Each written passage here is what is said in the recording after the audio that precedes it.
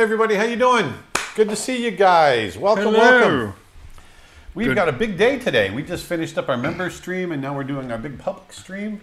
We're only going to be on for about an hour, maybe 45 minutes today. I'm going to be doing some snow bear drawing because at 3 o'clock, that is our big snow bear screening. We're actually screening it for the public for the first time ever.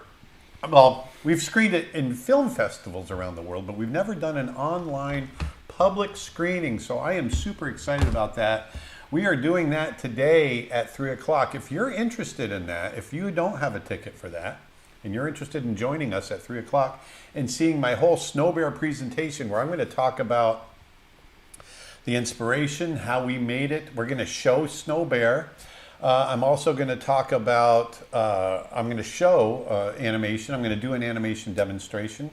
We're going to talk about the storyboard, and we're going to talk about Polar Bears International, the National Parks Conservation Association, some of the groups that we've worked with, all kinds of fun stuff. We're going to be doing that at 3 o'clock. So if you're interested in joining us for that, go on over to creatureartteacher.com/live, and you can check all that out. It's going to be really cool. It's going to be a lot of fun today. It's gonna be Yeah, a lot of fun.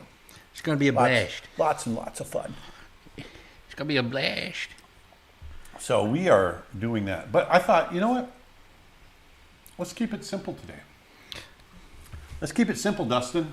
Yeah, keep it simple. Keep it simple. Simple. Let's make a success out of being simple. Success. Being simple is success. I Simple equals thought I'd success. talk about Snow Bear, or Glenn, the polar bear. His name is Glenn.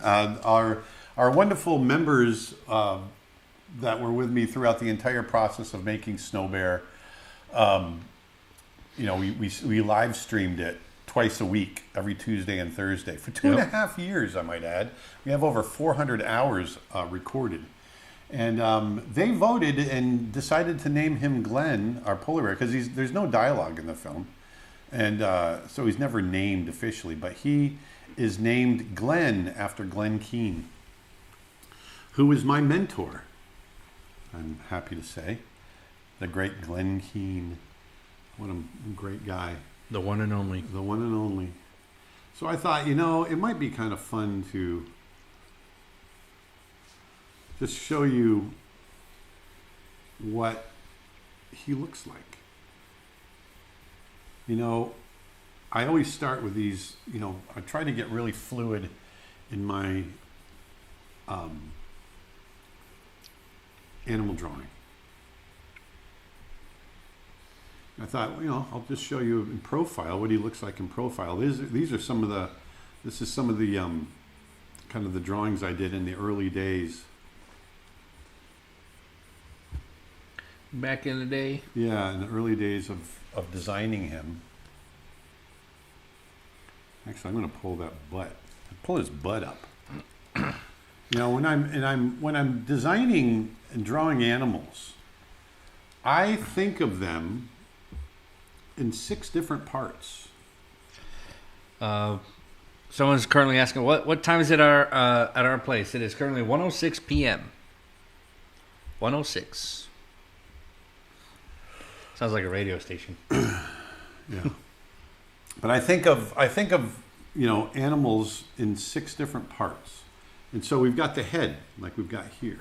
Here's his actually I'm going to draw his ear a little more perked up. Polar bears are very sleek looking. Not much of a forehead.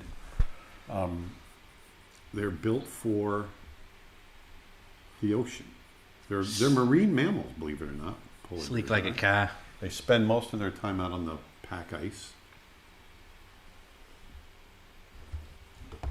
So, those 6 parts, I think of the head, like I'm drawing here. And then you get the neck, is the next part I'm drawing here. And then you go into the shoulders.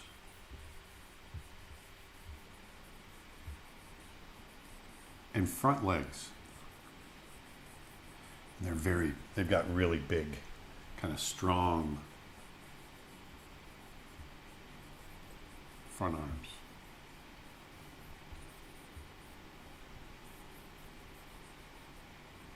Lots of fur. You know, they're polar bears. They got to have a lot of fur.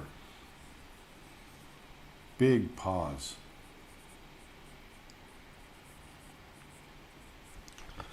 A question from YouTube by someone by the name of Mark. From the YouTube? From YouTube. From Mark Steven. Yeah. Any updates on where are you at with the visitor short? Thanks. Oh, well, not really. We've got, it's been storyboarded. Yeah, I guess we do have an update. It's been storyboarded, and we are currently cutting the boards together. Because we are very excited about it as well. So, yeah, thanks for the question.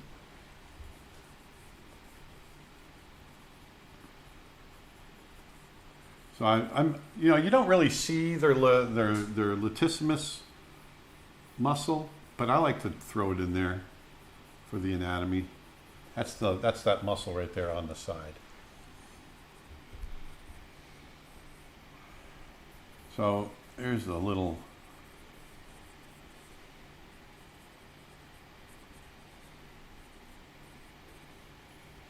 Actually, I'm going to pull his arm back a little bit. Right there, just like that. Julia says, I'm really excited about the Polar Bears International. Yeah. We one of the things that we're doing on coming up, which is a lifelong dream of mine. I'm still pinching myself that we're actually doing this, but on Thursday, this coming Thursday, 6 days from now, Nick and I are boarding a plane and we're going to first go to Winnipeg, Canada. And we're going to start there. And then from Winnipeg, we, hold on one second. From Winnipeg, we go to Churchill, Manitoba, which is where the polar bears come in. A lot of the polar bears from that region come in off the pack ice. Well, when there is no pack ice, this is where they kind of spend their summers. And so we're going out and spending a fair amount of time in their tundra buggy, and we're going to be tracking wild polar bears. And you're actually going to be doing and drawing them, yep, and live streaming. In fact, there's a slide for that. Yes. On the tundra, baby. Going out to the field. Yeah, and one of the cool things is that, you know, we've got satellite capabilities, and so we are going to be live streaming that experience. That, to me, I just can't believe it. Maximus says, I bet you're really excited. I am like a little kid at Christmas.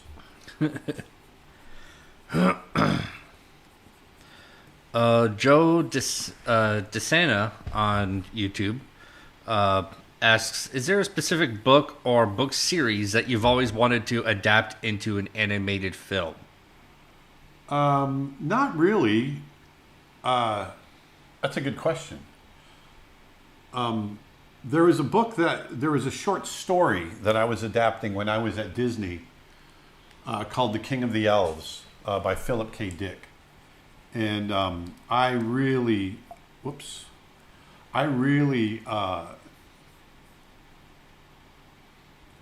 loved that story. I wasn't able to finish it. I ended up leaving the company. But I really love that story. And yeah, I'd love to be able to do that someday.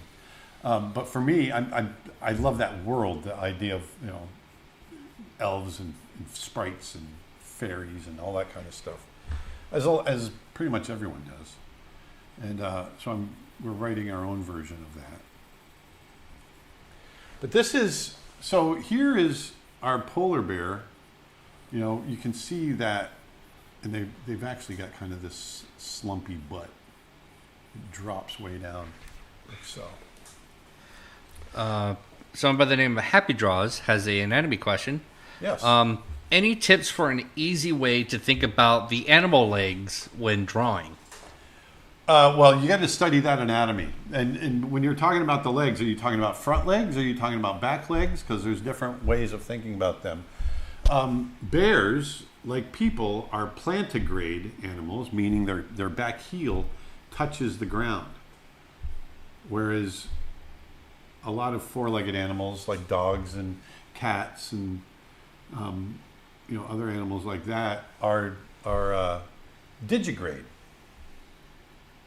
They walk on their toes. So when you see his heel is down here. If I were to draw his bones right here, his femur connects right in here, comes down. Here's a knee. Fibia and tibia come down. And then there's a heel here. He comes in and his feet are here. Okay? So that's pretty much how the bones work on the back leg of the bear. Okay? Now if we're talking about a dog, I keep rolling over my You all right? I keep rolling over my microphone cord.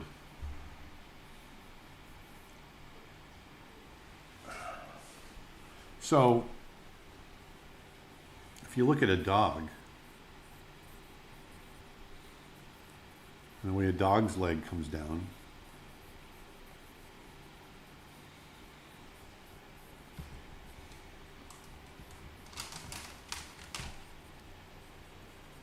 there's the back leg of a dog, right?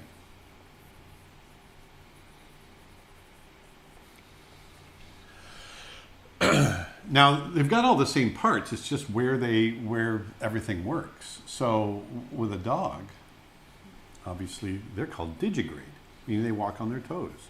So their femur comes down, they have the knee, just like we do with the bear. Then you got your fibia and tibia that come down, and you got the ankle. But then their heel is up in the air, and then they walk on their toes.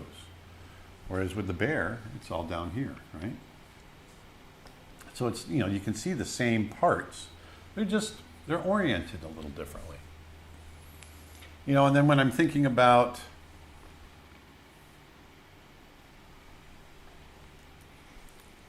maybe how do those parts move? For any of you that have followed me in the past, you've heard me talk about this. When we're talking about back legs, I think of them like an accordion. So with a dog, let's go back to the dog again, and a horse, or a lot of animals that are like this. You pull their leg up. There's that thigh that comes up, little muscle right there. There's their knee, and then you can bend their leg this way. Now think about that femur going across right here, connecting to the knee, coming down, and then the ankle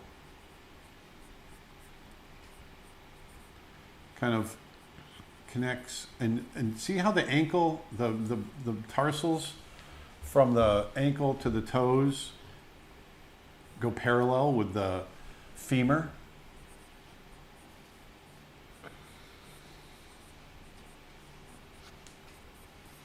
There's the tail coming down.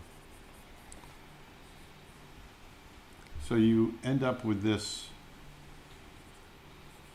there's a femur, and then the fibia and tibia come back to the ankle and go this way. And you see how this and this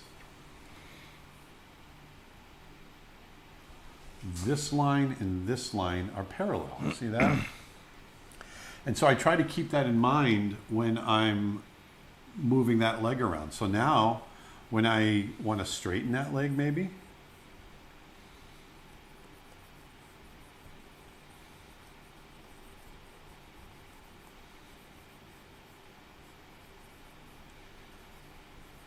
okay, so we're straightening that leg out just a little bit.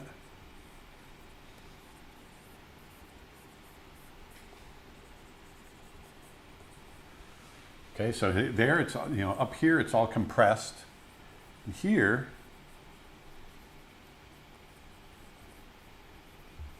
I've got the leg coming down like so. But watch. That fibia, or the femur, comes down to the knee, and then from the ankle, the tarsals come down to the toes, And once again, look, basically, you got this line, and they're still parallel. See, they still stay parallel with one another if I draw the line together, okay? And then if I want to really stretch out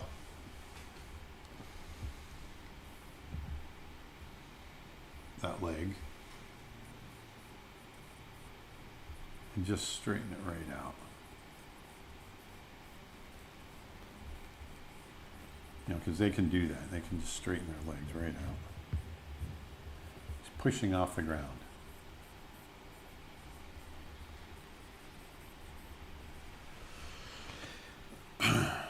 Forrest Lissac says... Hold on, I'm still talking. I'm sorry. Shutting up.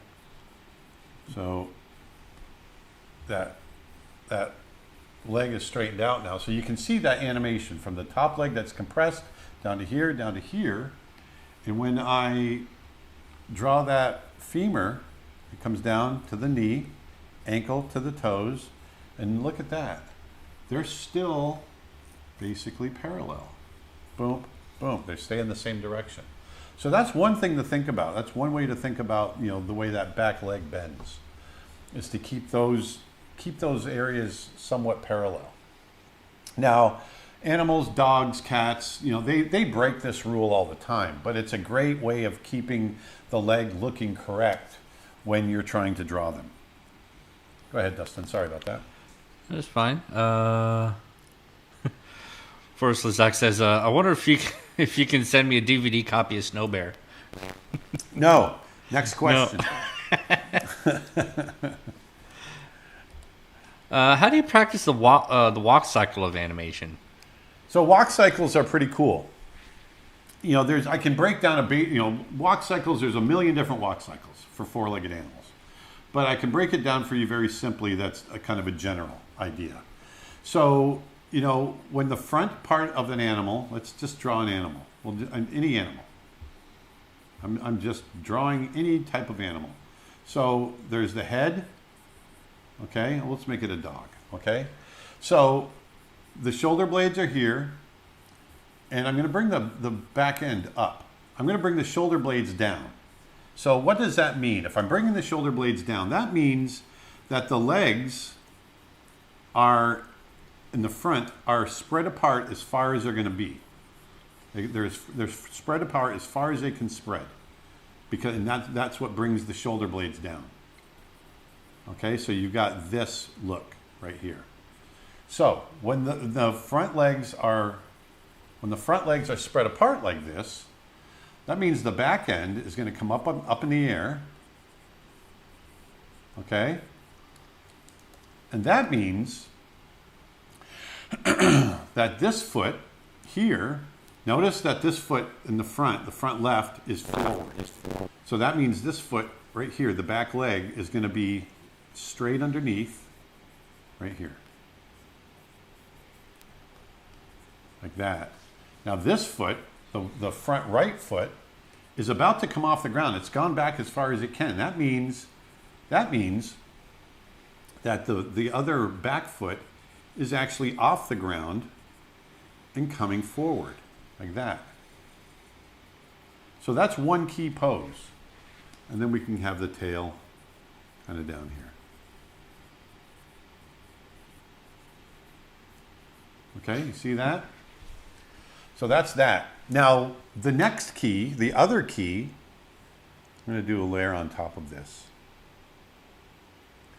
is going to be the opposite of that.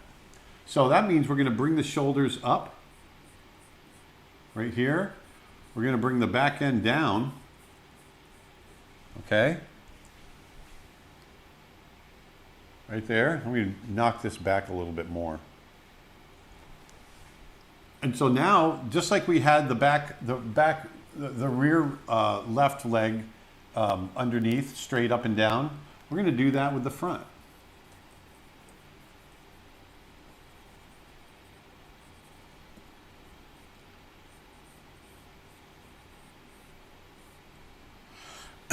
Like that.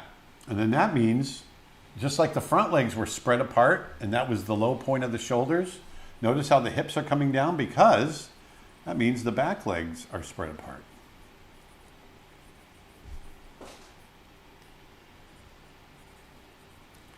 See that? He's stepping. And then that means this foot has come forward and has stepped down like that. He's come forward, and that's why the back legs, the back hips have dropped. And then the front foot, right here, that front right foot is now coming forward.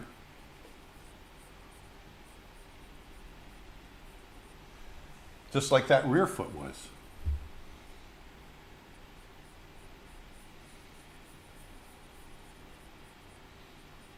And the head kind of tends to stay fairly still.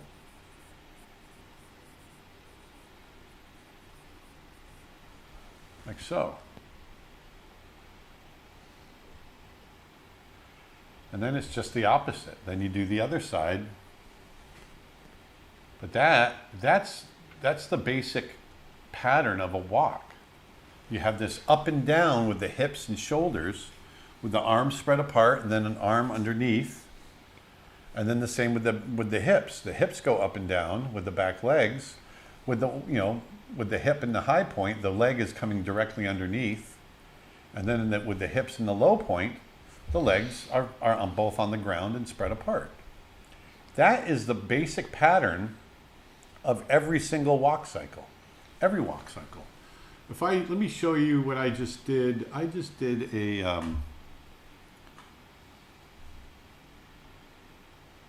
so go to just my face, Dustin. My face cam. Oh, just face. There you go. There we go. Let me show you guys really quick. Okay, you can go back to screen. Okay.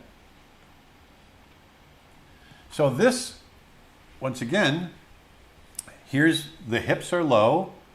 On this is one that I just did on my members live stream.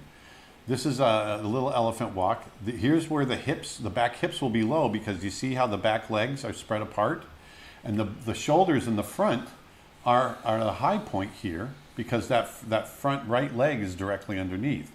And as he comes forward, now in this drawing right there, the front legs are spread apart and the shoulders have dropped, and here the hips have gone up because that back leg has come directly underneath. And so when I play this, you get this little undulating up and down. So even with an elephant, that walk pattern, being a four-legged animal, is the same as a dog, as a cat. Now there's going to be differences in the way that the nuances of how they're built are a little different.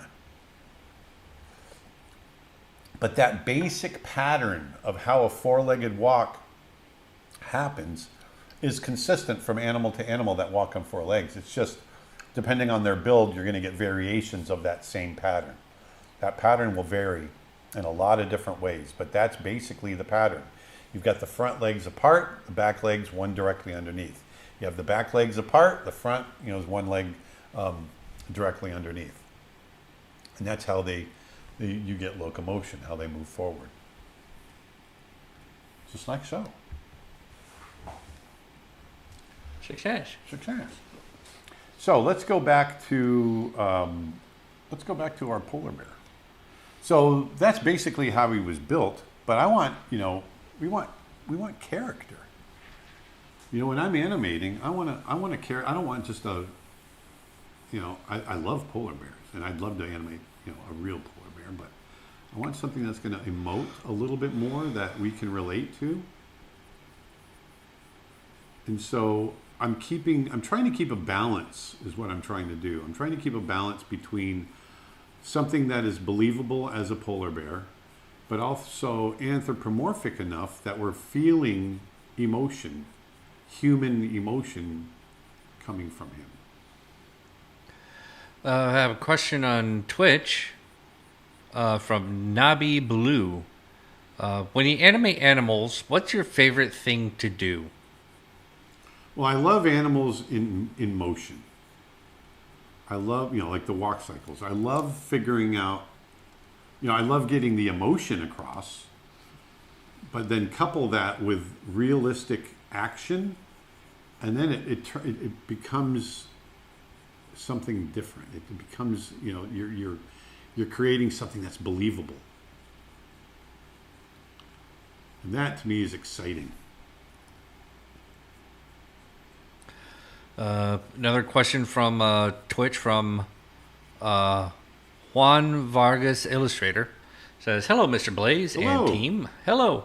Happy Friday. Happy Friday to you. I wanted to know your opinion on animating with Photoshop. I know you work with TV Paint, but maybe you have thoughts on the Photoshop interface?" Yeah, don't. My thought is don't do it.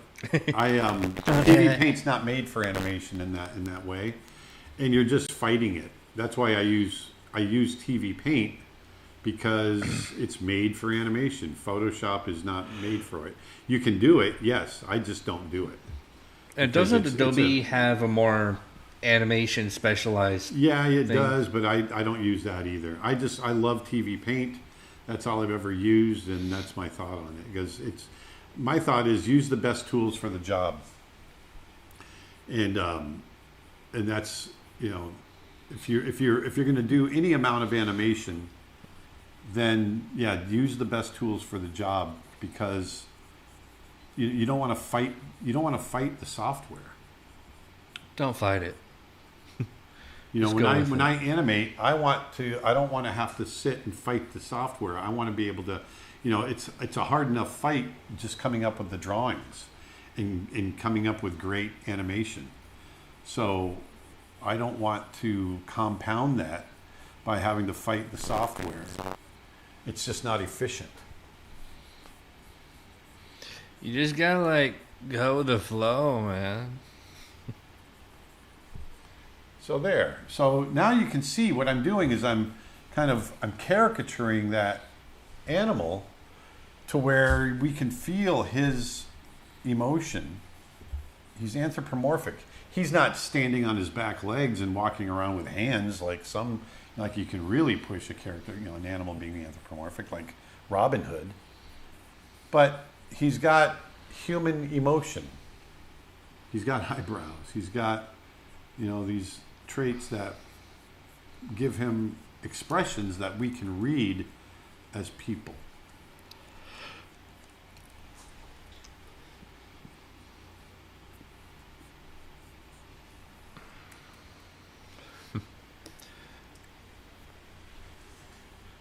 Uni Crinchdon from YouTube asks, "Sir, how to get a character designing job? I've completed my course, but I'm struggling to pay the bills."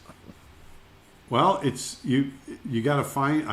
You got to find a place hiring. I don't know what to tell you. I mean, there's a lot of competition, and in character design, you've got to stay on top of it. You've got to be. You've got to constantly, just completing the course is not enough. You've got to hone your skills and be the best that you possibly can be, because there's other people out there that have completed the course as well. And those are the people that are, vying for the same things that you're vying for. That's how it is with any job, anywhere, in any industry.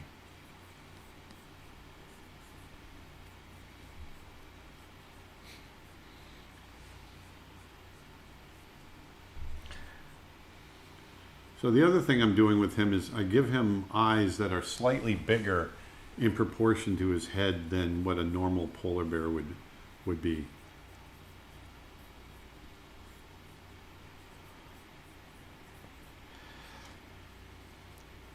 And Nabi Blue on Twitch says, "Thanks for answering the question from earlier about the animating animals. Favorite thing to do." Oh yeah. It also says, "Yeah, I don't recommend animating on Photoshop either. Just like Aaron said, it's not efficient and honestly kind of tedious." Yeah, it's not the right tool for the job.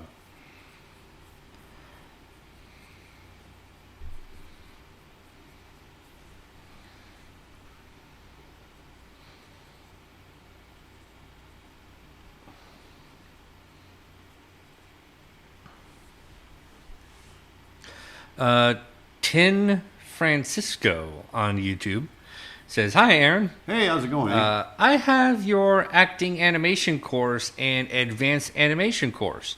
In what order do you recommend? Thanks again for many courses you provide." The acting for animation. That's the first one.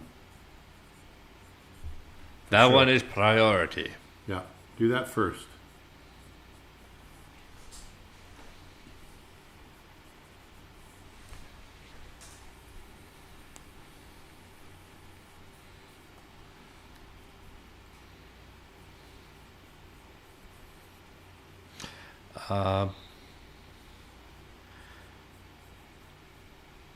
Martin Berger's on... Martin Berger? Martin Berger. I want a hamburger He's now. on Twitch. And says, question, has Aaron ever thought about animating a character from ancient Egypt, Greece, or Rome? Well, I actually did some character design work for Anubis, the film that they were doing at Blue Sky before they were shut down by Disney. So I have done that a little bit.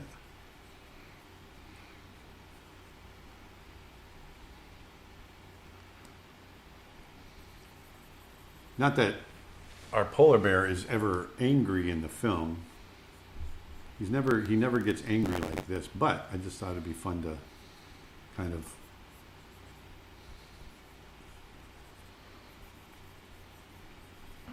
see what he would look like.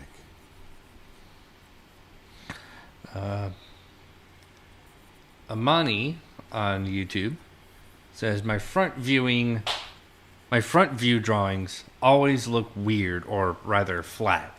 Do you have any tips on drawing from the front of an animal? Yeah, even if you're drawing a character from the front, you want to avoid symmetry if you can, because that's part of what throws it. There we go. I thought maybe making him a little crooked would be okay, but it looks weird. If I'm drawing a character from the front, like this guy, I never, I'll always throw it just slightly out of symmetry. Notice how I'm throwing them just slightly out of symmetry, slightly out of perfectly straight on.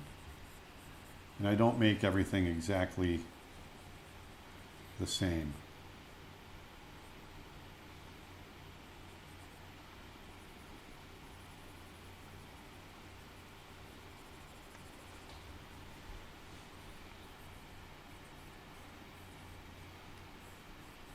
So here, he's straight on, but he's not quite straight on. And that's, you don't want to, if you can avoid it, you don't want to do a lot of twinning. That's what we call it, twinning, when it's the same on each side. Even a slight change like this is enough to make it feel more interesting. Now watch what I do with the eyebrows here. I'm going to bring that one up, and I'm going to bring this one down here.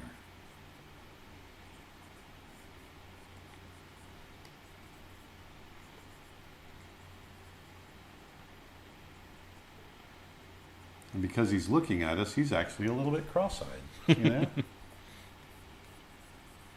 That's another thing that people forget. When a character is looking at you, within a couple of feet, the eyes kind of come together.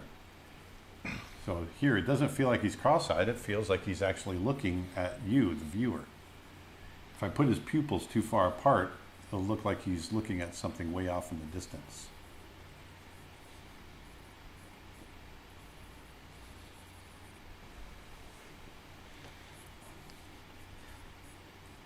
Real quick, you've used Krita before, right? Krita? Yeah. Yeah, once or twice. Yeah. What do you think that would be a good recommendation for someone that can't afford 3D paint? Yeah, I mean, I've heard about people animating in it. I've never animated in it. I've only created, still images. But I hear it's kind of cool. I don't know how good the interface is. I've never done it.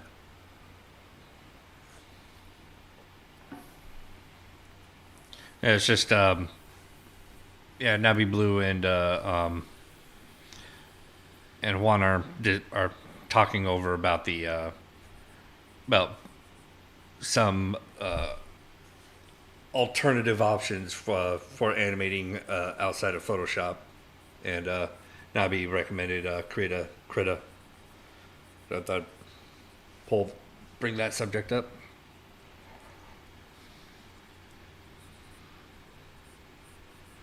Another thing about drawing expressions like I'm doing here, keep them simple. Notice how simple I'm keeping it.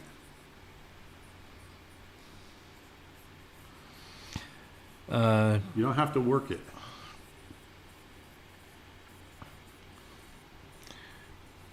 Are you ready for another question? Or? Yeah.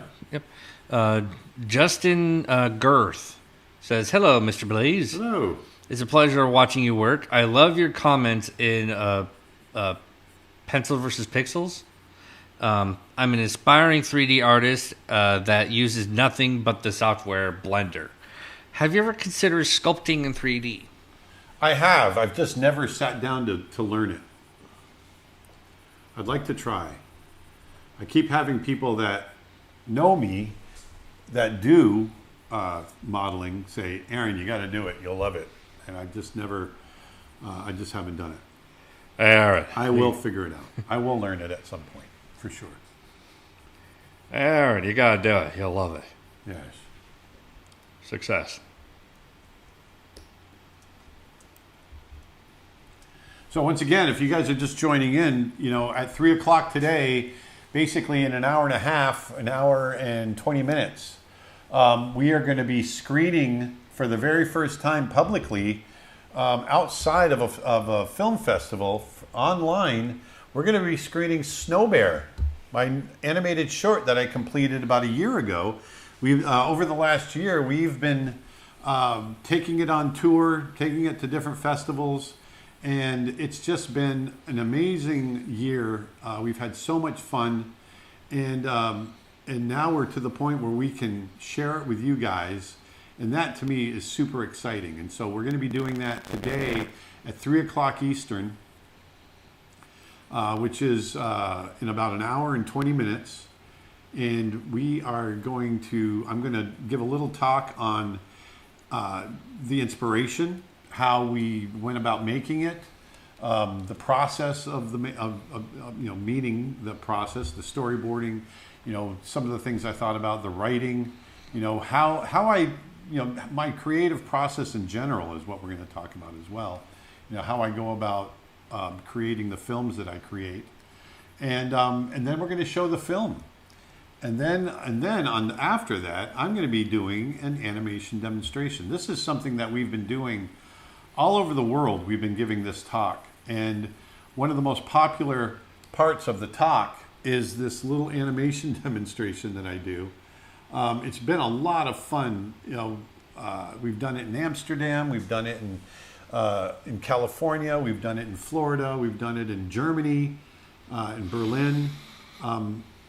We've done it all over the world, and one of the fun parts is that we get someone. We're not going to be able to do that here, but one of the things that we do is we get someone to come up out of the crowd, and I get them to give me a little bear roar, and then I animate that bear roar right there in front of them, and it's a lot of fun. So I'm going to animate a little bit of dialogue, a little bit of Glenn, our polar bear, kind of roaring or making some kind of vocalization.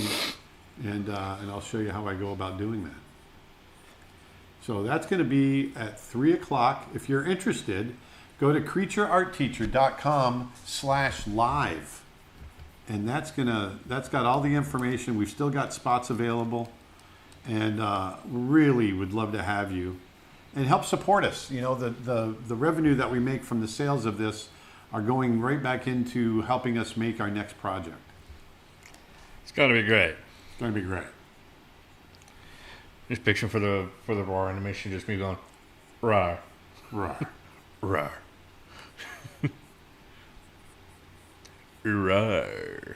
So, another big question I get a lot is how do I draw the character in different expressions, different poses, but make it feel like the same character over and over? And one of that goes to the design of the character. I make sure I design him in a way that is, I can think about simple shapes. First of all, I want to, I need to know that anatomy really well first. And then I need to break that anatomy down into a simple way of remembering how he's put together. In a way that's repeatable, really. And then once I do that, then I can start thinking about him three-dimensionally. Oh, I love that coffee. Both RT Casey and Martin Berger on Twitch are like, oh, please, you make Dustin do the roar. Roar. You just want to do the roar. They're asking for it. Oh, no, it's them. They're asking for it. I swear, it's what I'm reading.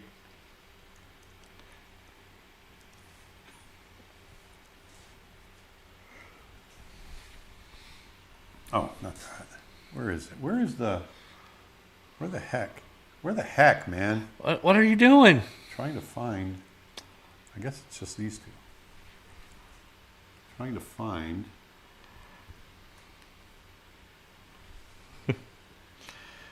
That sounds like a heck of a drawing there, Maximus. Right, for day 24 of Inktober, I drew a epic version of a mongoose fighting two giant cobras. Wow, Ricky Tikki Tavi action.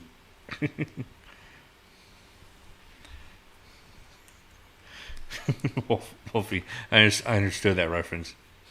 There are.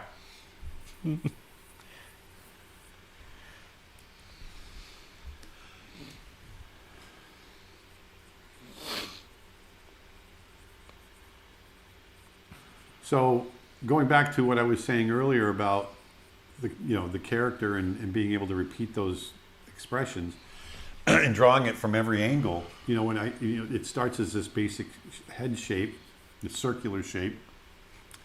The snout is this shape here, and then you can do variations on it.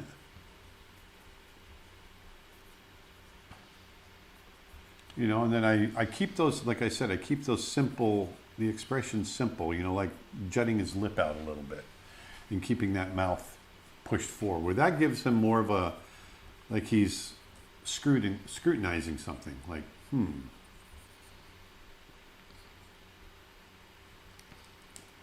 Hey, Crab, I'm sorry that you've had to repeat your question for the past 40 minutes. I've been having to read 3 different groups of comments. So yeah, so chill. So here's the question that apparently been written for the past 40 minutes. While making an animated film, do you prefer to do it in CinemaScope or 16 by 9 aspect ratio? It depends on the story. The aspect ratio is determined by the type of story I want to tell. So I don't have a preference, no. I like them both. And to finish the other half that was commented, I feel like all films today use scope, but it wasn't like that back in the day in animation. No, they don't all use scope. It's some filmmaker. It just depends on the filmmaker. And CinemaScope is when it's like that ultra wide. Right? Actually, in Brother Bear, we used both. Mm-hmm. And the first act was 1:8:5 or 16 by 9, and then the second and third act were all in C-scope. It actually opened up when he became a bear.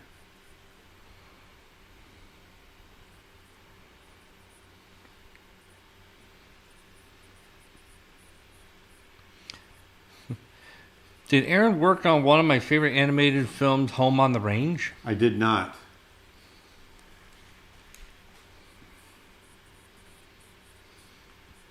Is the Snow Bear short going to be released here on YouTube? Eventually. Not. It's going to be a while. So if you want to see it anytime soon, go on over to creatureartteacher.com and get a ticket for today.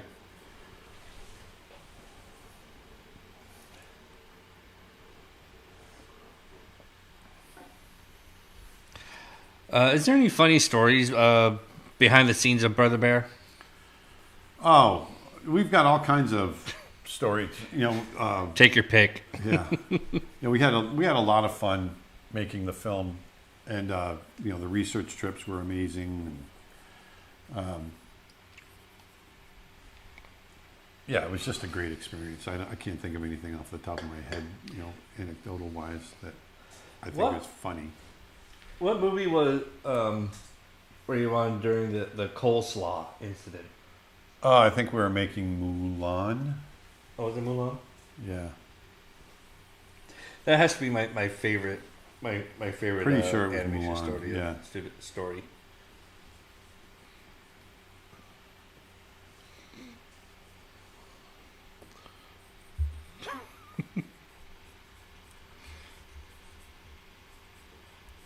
Do you like manga? Yeah.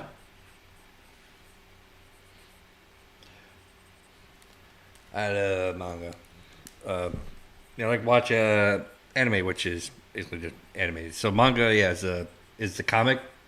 the anime comic books, and then anime is the actual animation. But yeah, I love both. And you like the Hayao Miyazaki? Yeah. So telling me what I like? It's what you always mention when someone says, "Do you like anime?" You're like, "Oh yeah, I love Hayao Miyazaki." Uh-huh. I'm just helping answer.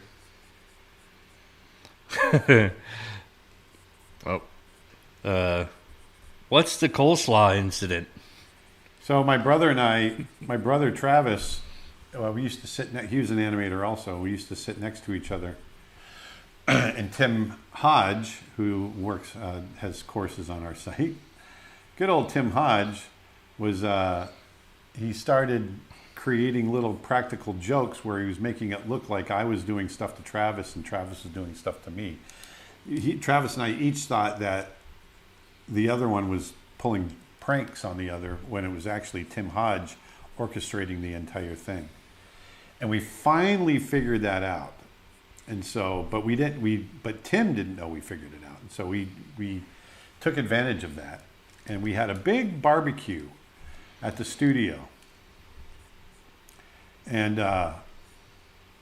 so we took some leftover coleslaw from that barbecue. And I went into Tim's stack of paper that he had on his desk that was about 6 inches high. It was about a month's worth of paper. And I took half of it off the top. And I cut a big window into the paper. And I poured the coleslaw in there. And then I put the other stack of paper back on top again. So it just looked like he had a stack of paper. And it took him 2 weeks to get down to that rotten coleslaw that was inside his paper. But it worked. It worked really well.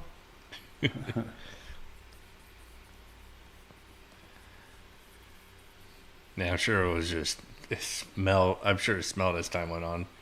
The smell, it didn't really smell, believe it or not.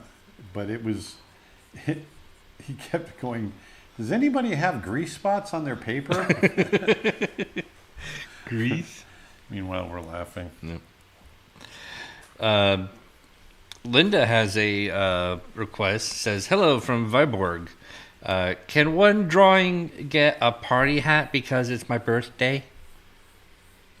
Sure. And happy birthday, Linda. Hope your day is going well. Alice on YouTube says, well, that is a next level prank. It was great.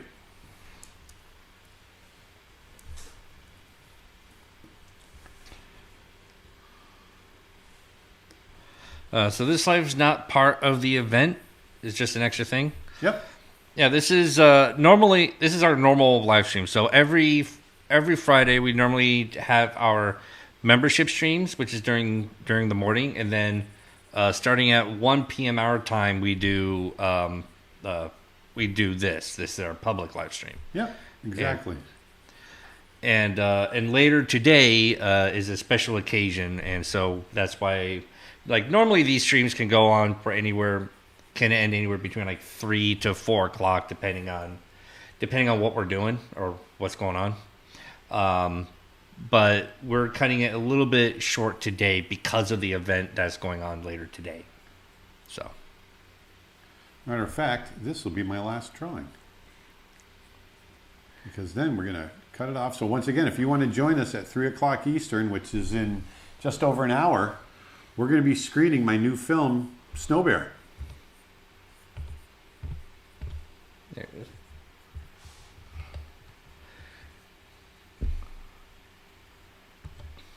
Don't forget to put a party hat. Oh, that's the whole reason I'm making it.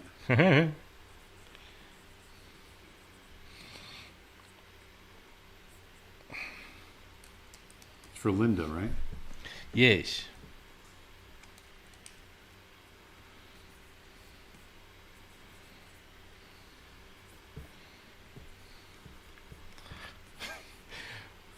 Martin says, telling dad jokes getting fired. Aaron putting coleslaw into the animation paper at Disney.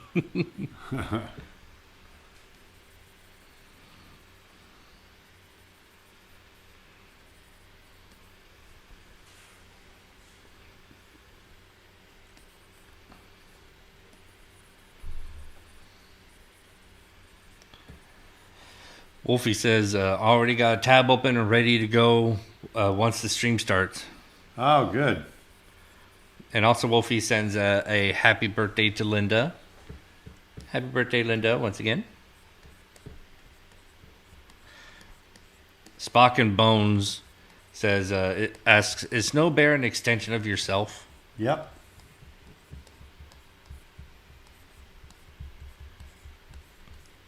Oh. David Penagos, I hope I'm pronouncing that properly, on Twitch, says, hey, Aaron, I hope you're having a great day. I was just accepted into an animation apprenticeship Disney program here in Vancouver. Hey. I'm a little bit nervous. Do you have any advice? Don't sweat it. Just get in there. You got accepted because you've proven that you can do something well. So get in there and just soak it in. Soak it in. Learn. Here we go. Happy birthday, Linda. Yeah. Oh, that's cute. All right, you guys. That was a quick one today, just under an hour. But I've got to get prepped for our next our presentation of Snow Bear in an hour. So we still have time. If you want to get a ticket, go to creatureartteacher.com/live, and you can join us for this 2-hour event. So we're going to be, I'm going to talk about the inspiration, how I made it. We're going to show the film. I'm going to talk a little bit more about its actual production. And then I'm going to do an animation demonstration. So it's going to be a lot of fun starting at 3 p.m. Eastern time. And if you get a ticket and you can't be there, you'll be able to still see it for 48 hours afterwards. We'll be able to stream it. But you can only do that if you've got a ticket. What's that? It's going to be huge. It's going to be huge, folks. It's going to be huge, folks. I'm glad you joined us. There's Snow Bear and all the different, the way I draw him, his expressions, everything else. He's a lot of fun. He's an extension of me. I've spent a few years with him now, and so in my mind, he's real. He's a real bear. And keep in mind also, in less than a week, in 6 days, we are going to be live streaming from the Arctic. Well, actually, we're going to be heading to the Arctic, and then a couple days after that, we'll be live streaming up there. Not quite the Arctic. It's going to be in Churchill, Manitoba, where I'm going to be drawing from life live polar bears, wild polar bears, in the wild, in their environment, and we're going to live stream that whole thing. So that's going to be pretty darn cool. So I'm very excited about that. I hope you guys have a great time. If you can't make it to our screening in the next hour, I hope you have a wonderful couple of weeks, because we're not going to be back for a couple of weeks.